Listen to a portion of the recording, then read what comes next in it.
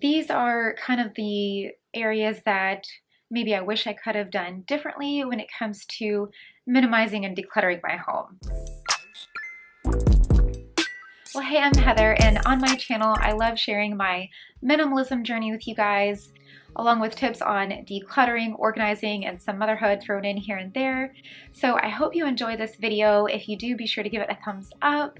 And if you're not already subscribed, I would love it if you would hit that subscribe button and the notification bell so you don't miss my next video. All right, so the very first thing I would say is that I kind of went into minimalism and decluttering my home and all of this stuff without really having much of a plan in mind. I didn't really know what my particular goal was exactly. I mean, I knew that I wanted to create more peace in our home and an environment that felt less stressful, but I didn't really have like a system for how I was going to accomplish that. I just kind of went in like a bull in a china cabinet and just started getting rid of stuff. So I do think it helps to have a plan in mind, and I really recommend The Minimalist Home by Joshua Becker. That book kind of helped give me a little bit more structure to what I was doing and helped me kind of go through more systematically. I think when you do it that way, you're more likely to see results a little bit more quickly. Of course, the quicker we see results, the more likely we are to keep going with something.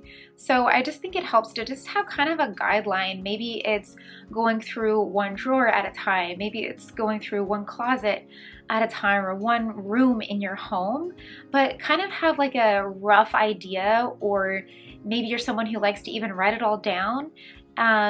And just kind of have a blueprint of what it is you want to accomplish, and then you'll know when you've gotten there. All right, and the next one was, and this is one I still struggle with honestly, and that's not decluttering items because I feel guilty about getting rid of them. So maybe it's something that was given to me as a gift, or something that I feel like should have sentimental value that I should hang on to.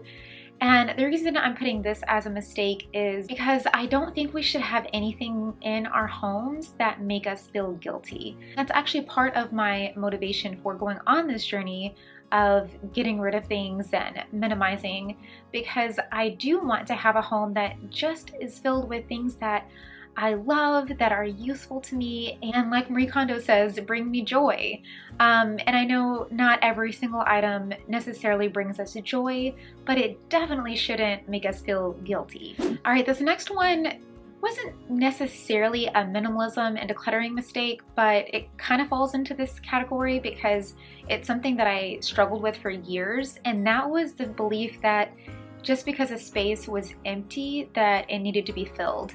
And I'm sure if you've been watching any kind of decluttering and organizing videos for any time at all, you've probably heard that before, that just because a space is empty, it doesn't mean that something needs to go there. But for me, this was kind of new information until pretty recently.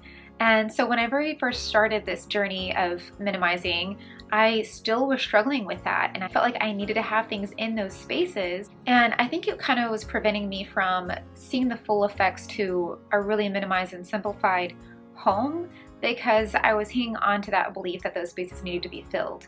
Now that I've kind of practiced and flexed that muscle of letting some spaces be empty and letting them breathe, I can really see how it helps my mind to relax, and it makes the other things that are in that space just look that much more special. And for example, right now on our mantle, I just have one painting. Before, I would have had the entire thing filled up with different knickknacks or decor, but now that I just have that one kind of statement piece, it really allows it to stand out, and I have found that I have been much more drawn in to that painting, and it makes me feel a lot more calm and peaceful. Okay, and then the next one is kind of going back to that whole idea of guilt.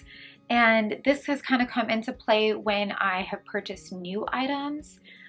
Usually for me, it's clothing that brings kind of that guilty feeling of like, oh, maybe I didn't really need that. Just because you're a minimalist or just because you're trying to declutter your home doesn't mean you're not still going to buy things. As long as we're really being intentional about our purchases and making sure we're not spending outside of our means, making sure it's something that we really do need or something we really do love, then there's absolutely nothing wrong with that. And minimalism shouldn't be something that causes us guilt or weighs us down. It should be something that enhances our lives and makes our lives better.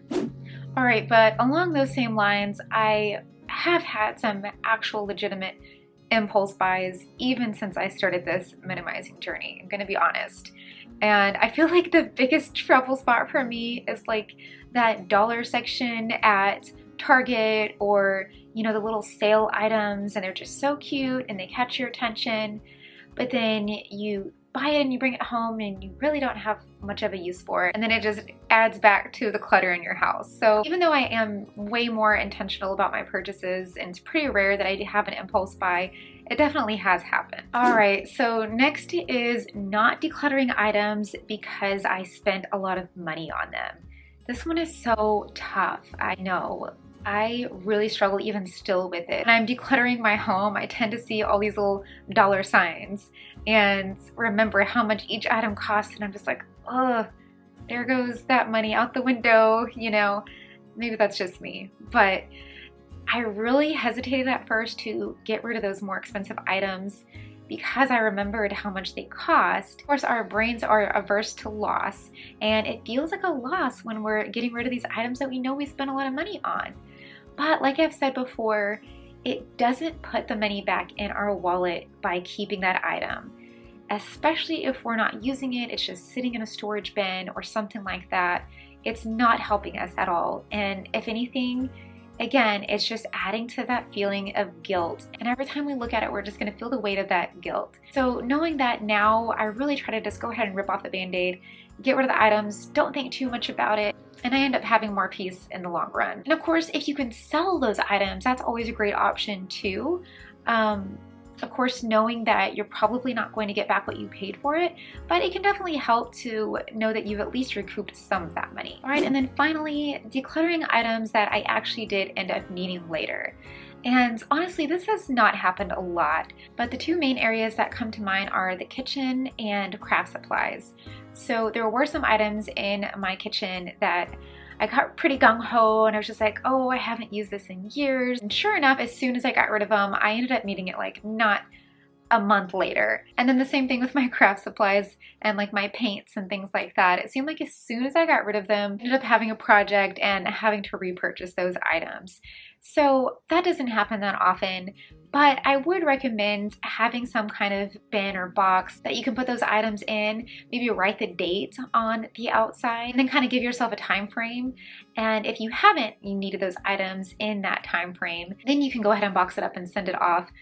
But that will help you from making some of those mistakes that I did and getting rid of those items that you actually need.